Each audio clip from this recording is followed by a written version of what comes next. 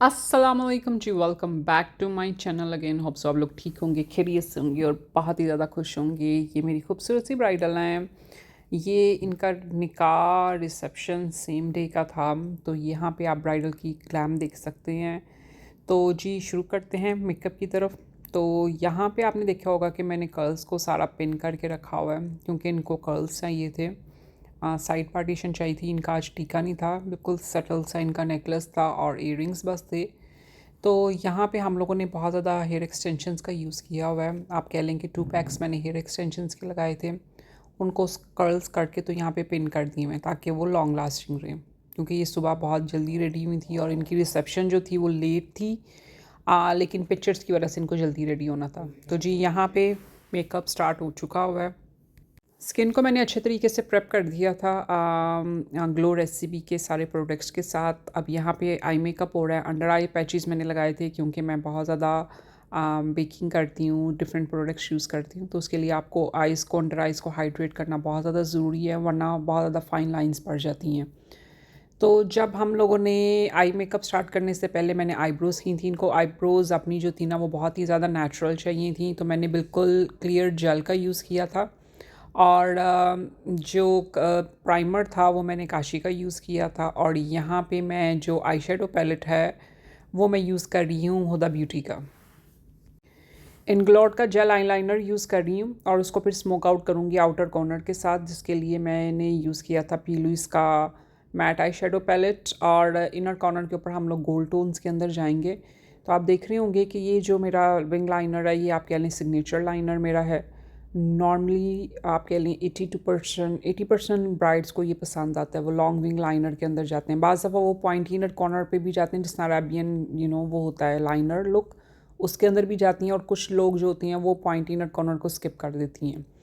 मैंने यहाँ पे टाटी लैशेज़ का इस्तेमाल किया था, सेटल सी लैशेज़ थी, बहुत ज़्यादा हैवी लुक के ऊपर नहीं, हम लोग लैशेज़ के ऊपर गए थे।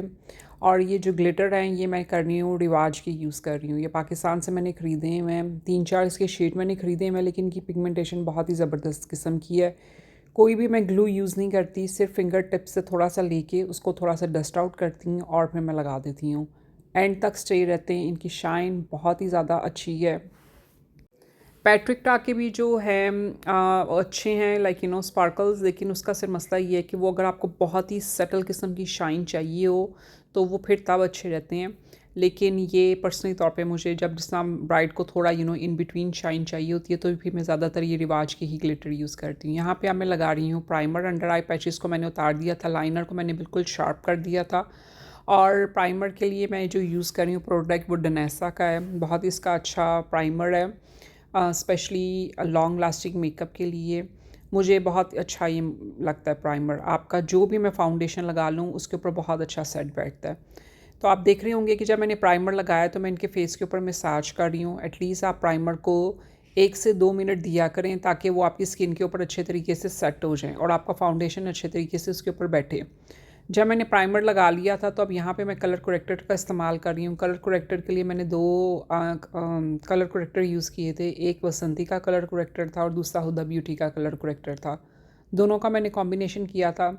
बसंती का जो कलर कोरेक्टर था वो 02 था और जो हुदा ब्यूटी का कलर कोरेक्टर था उसका शेड मैंगो था। कलर करेक्टर जो मैं यूज़ कर रही हूँ वो अंडर द आइज़ मैंने यूज़ किया था, around the mouth area use किया था। क्योंकि बाज़ दफ़ा होती है कि वो जब आप फाउंडेशन लगा भी लें तो वो फिर भी हल्की सी थोड़ी सी बिल्कुल ग्रे पी थ्रू होती हैं, या फिर जब जूँ आपका डे गुजरता जाए तो वो आपकी स्किन थोड़ी ग्रे लगना शुरू रहती है। तो आप कोशिश किया करें कि आप कलर करेक्टर लगा लिया करें, स्पेशली इन 2 एरियाज़ के अंदर। लेकिन कहीं और अगर फेस के ऊपर बहुत ज़्यादा पिगमेंटेशन है तो फिर वहाँ पे भी आप लगा लिया करें। यहाँ पे मैंने जो मेरे 2 फेवरेट फाउंडेशन हैं उन्हीं का मैंने कॉम्बिनेशन किया था, क्योंकि मैंने इनके निकाह का भी मेकअप किया था। तो मैंने इनसे रिव्यू पूछा था कि किस तरह वो गया था फाउंडेशन वगैरह, कोई चेंजिंग्स वगैरह चाहिए, तो उन्होंने कहा था कि नहीं बहुत लॉन्ग लास्टिंग रहा था। लिटरली मैंने इनका मेकअप किया था अराउंड 9 AM। इन्होंने रात के 1 बजे अपना मेकअप उतारा था और कह रही थी कि स्टिल अपनी जगह के ऊपर आता है, तो मुझे वही फाउंडेशन का कॉम्बिनेशन चाहिए। तो यहाँ पे मैंने नार्स का फाउंडेशन यूज़ किया था और अल्मास्को का बिल्कुल थोड़ा सा 1-2 ड्रॉप यूज़ किए थे, जो कि लॉन्ग लास्टिंग जिन्होंने फाउंडेशन का काम किया था। जब फाउंडेशन को अच्छे तरीके से मैंने ब्लेंड कर लिया था, यहाँ पे अब मैं कॉन्टूर कर रही हूँ। कोई सा भी आप कॉन्टूर ले सकते हैं। लेकिन यहाँ पे जो मैं कॉन्टूर यूज़ कर रही हूँ वो है LYS का कॉन्टूर स्टिक मैंने यूज़ की है। तो ब्लेंड आप देख रहे होंगे कि टैपिंग मोशन के अंदर मैं कर रही हूँ। और उसके बाद फिर जब मैंने ब्लश लगा ली आई मीन कॉन्टूर कर लिया था, तो फिर मैंने हुदा ब्यूटी का ब्लश लगाया था। अगेन उसको भी मैंने टैपिंग मोशन के अंदर किया था। ब्लश इनको थोड़ा सा सटल टाइप चाहिए था, लेकिन एंड के ऊपर हम लोग थोड़ा ज़्यादा पे चले गए थे, क्योंकि इनका आप आगे ड्रेस देख सकेंगे कि ड्रेस का कलर इनका बहुत ही ज़्यादा लाइट था। तो मुझे लगता था कि थोड़ा सा ब्लश होना चाहिए, जिससे थोड़ा आपकी चीक बोन्स जो हैं वो थोड़ी इन्हेंस हों। कलर करेक्ट यहाँ पे सॉरी मैं कंसीलर लगा रही हूँ। कंसीलर का जो शेड था वो था कॉटन, और दूसरा जो था वो ब्रिच था।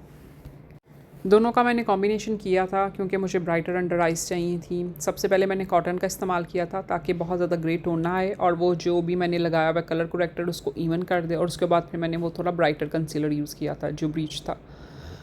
ब्लेंडिंग इसकी आप देख रहे होंगे कि टैपिंग मोशन के अंदर कर रही हूँ, और मैं पाउडर पफ के थ्रू ब्लेंडिंग कर रही हूँ। मुझे ये पसंद है, स्पेशली ब्लेंडिंग अगर मैंने करनी हो तो मैं इसी का इस्तेमाल करती हूँ।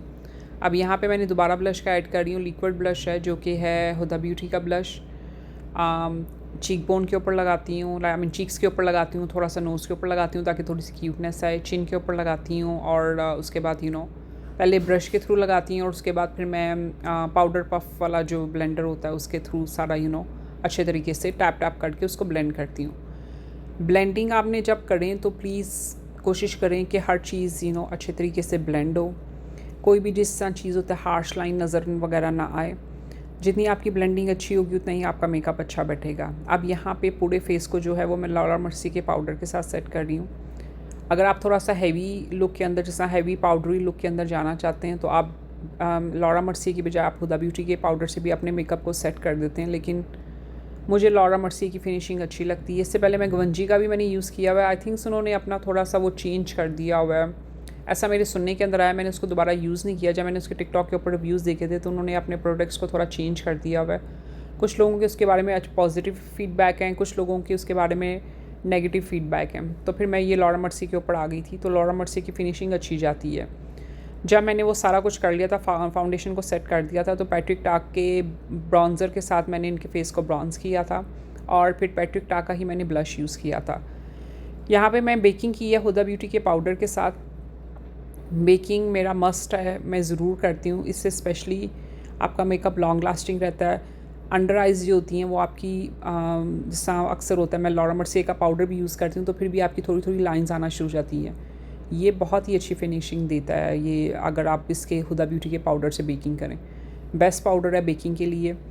और उसके बाद फिर मैंने यहाँ पे आज मेरी ब्राइडल को जो था वो ब्राउन वाटर लाइन के ऊपर लाइनर चाहिए था, तो वो उसके लिए हम लोगों ने यूज़ किया था सफोरा का ब्राउन पेंसिल यूज़ की थी। और फिर थोड़ा सा सर जो नीचे बॉटम के ऊपर था वो हम लोगों ने स्मोक आउट किया था ब्राउन शेडो के साथ, वो मैंने नताशा डेनोना का पैलेट यूज़ किया था। फिर हम लोगों ने मस्कारा लगाया था।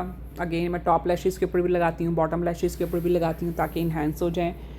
यहाँ पे मैंने बहुत ही ज़्यादा लिप कलर्स का इस्तेमाल किया था, क्योंकि मेरी ब्राइड को जो था वो ब्राइट पिंक कलर चाहिए था, और मैं उनको कह रही थी कि वो ब्राइट पिंक पे ना जाएँ, थोड़ा सा सटल पिंक के अंदर जाएँ, वो अच्छा बैठेगा।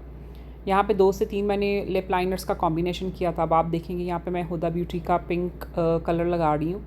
ये मेरी ब्राइडल ने पिक किया था कि उनको ये चाहिए। जब लगा लिया था तो वो फिर कहती कि नहीं टू डार्क हो गया हुआ है, और उसके बाद जो वो मुझे दोबारा कलर बता रही थी वो इससे भी ज़्यादा डार्क था, और मैं उनको कह रही थी कि नहीं आप सेटल के अंदर जाएँ। आगे आप देखेंगे मैंने इस लिप कलर को लाइट की है। हुदा ब्यूटी के बाद मैं गई थी पैट्रिक टाक के लिपस्टिक के अंदर, थोड़ा सा लाइटर शेड के अंदर लाने में, ताकि थोड़ा इन बिटवीन शेड आ जाए। और आप यहाँ पे देख रहे होंगे कि मैं ब्राउन लिप लाइनर को भी थोड़ा ब्लेंड करने की कोशिश कर रही हूँ। यहाँ पे पहले मैंने पैट्रिक टाक की लिपस्टिक यूज़ की थी, फिर मैंने सफोरा का और लाइटर शेड यूज़ करके इस तरह का कॉम्बिनेशन बनाया था। अगेन ब्राइडल इस लिप कलर को लेकर थोड़ी सी कंफ्यूज थी, तो मैंने उसको कहा था कि आउटफिट को चेंज कर लें, आप थोड़े बाल वगैरह खोल लें, पूरी हर चीज़ सेटल हो जाएगी, तो मैं आपका लिप कलर चेंज कर दूँगी अगर आपको पसंद नहीं आएगा। तो यहाँ पे आप देख सकते हैं कि ब्राइडल की पूरी लुक कंप्लीट हो चुकी है। जब उनका मेकअप पूरा फिनिश हो गया था तो मैंने 4 से 5 सेटिंग स्प्रे के साथ उनके फेस को अच्छी तरह सेट किया था।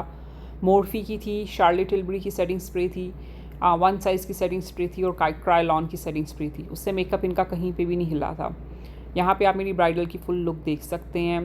तो तो लिप कलर के बारे में इन्होंने अपनी सिस्टर से पूछा था, तो सब ने कहा था कि ये लिप कलर अच्छा लग रहा है, तो फिर हम लोगों ने इसी लिप कलर को कीप किया था। होप्स आप लोगों ने मेरी इस वीडियो को बहुत ज़्यादा इंजॉय किया होगा। अपना बहुत ज़्यादा ख्याल रखें, दुआ में याद रखें।